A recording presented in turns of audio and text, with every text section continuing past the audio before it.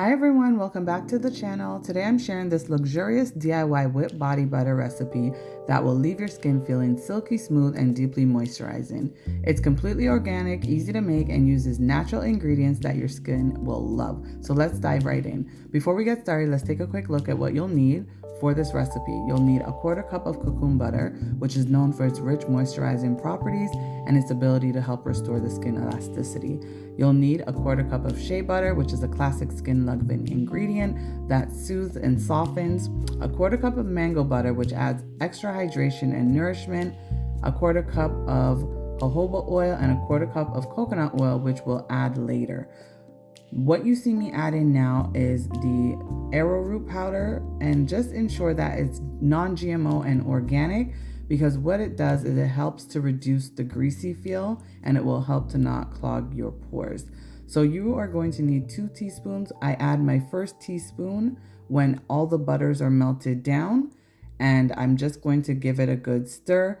What happens is it will eventually settle to the bottom, but don't worry about it. It's not going to be a factor because you're going to blend everything up. Also, what you will add again at the end will be 8 to 10 drops of vanilla essential oil. This is always optional. However, guys, once you've stirred your powder, that's how it's going to look. It's going to look a bit cloudy. What I'm doing is I'm now adding the coconut oil and jojoba oil, as I mentioned earlier. Jojoba oil is similar to the skin's natural oils and it makes it easy to absorb. I like coconut oil because it hydrates and leaves the protective layer on the skin. You can feel free to choose whatever oils you wish. These are the 2 that I tend to use because I really like the combination. So now what I'm doing is I'm transferring the butter, or not transferring, but I'm adding the butter to my oils, and then I'm going to place this into the freezer, which is very important, guys, because let's be honest, you don't want a body butter that's going to be too soft or too crumbly. So by leaving it in the refrigerator, and again, you don't have to leave it too long, but you're going to pop it in for about 20 to 30 minutes. And what it does is it becomes semi-solid, okay? So the first thing that you'll need to do is you're going to add your essential oils before, not after. I feel like a lot of videos that I've seen, they tend to do it after, which I don't think that's the best idea, because then it doesn't get to actually I guess mix well with your oils and your butters. And in my personal opinion, I think this is the best way to do it. So guys, I'm just covering my butter to put it into the freezer because you obviously don't want any kind of food particles falling into it. And then you're just gonna, as I said, place it in the refrigerator. Well, you could place it in the refrigerator, but I actually prefer placing it in the freezer. So if you're placing it in the refrigerator, just do 20 to 30 minutes tops. In the freezer, you can cut that time in half. This is how your butter is supposed to look. It's supposed to actually be semi-solid, and then you're going to now look to whip it. Basically, we're going to whip it until we get that consistency that we're looking for. We want that fluffy texture. So I recommend using a hand mixer or a stand mixer to whip the mixture. And you only need about 5 to 7 minutes, or at least until it becomes light and fluffy. And basically, again, it has a whipped consistency, okay? What I like to do now, after I've whipped it, is I'm adding the next teaspoon. So remember, guys, it's 2 teaspoons of arrowroot powder.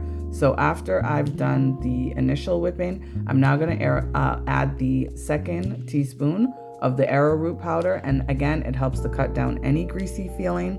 It's going to make your body butter perfect for everyday use, okay? Guys, I really love this body butter recipe.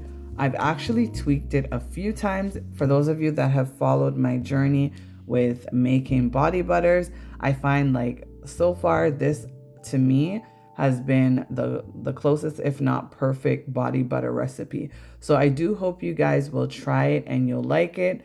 What I decided to do is, this is just me showing you guys this is the kind of whipped to perfection look that you're trying to achieve, that fluffy texture, which I think is so important for a body butter. It just makes it feel so rich and luxurious when you put it on. And then you're just going to basically either decide to pipe your body butter into your jars or container, whatever you choose, whatever your choice is. I recommend using a glass jar or a plastic, but I mean, glass is always the best way to go because I feel it preserves the freshness and the quality of the body butter. I'm now going to mix in some mica powder. This is completely optional. I just wanted to give my body butter a nice little elevated look. And so I'm mixing 2 teaspoons of mica powder approximately. I kind of just winged it, but it's roughly about 2 teaspoons. And I just mixed it in some of the jojoba oil. And I'm going to stir it on and just make sure that there's no clumps. And now I'm pouring it first into the bottom of the jar, and you'll see why, because now I'm going to wait until it kind of not really create a pattern per se, but now I want to add my body butter to it. Guys, when it hardens, it just gives it a really nice, pretty elevated look. So that's pretty much the recipe, guys. So now you have your very own whipped body butter. It's made with love. It's made with all natural ingredients. Feel free to experiment with different essential oils just to give you a more custom scent.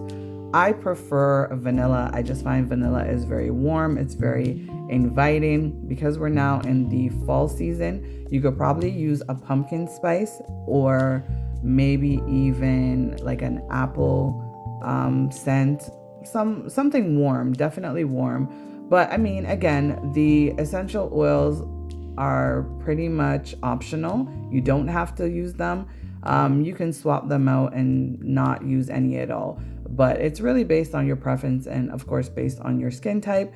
So now, guys, I'm just doing the final touches. And this is just to drizzle a little of that mica powder that we previously mixed. And just to give the top layer a really pretty look. And again, completely optional. I just really like the end look. So let me know what you guys think. Thanks so much for watching. If you enjoyed this video, don't forget to give it a thumbs up, share it with your friends, and subscribe for more DIY skincare tutorials. Drop a comment below if you have any questions or ideas for future videos. If you are loving this content, then definitely let me know. I really enjoy making all my DIY skincare products for you guys. And so I hope you do enjoy them as well. And again, thank you for watching, and I'll see you in the next video. Bye.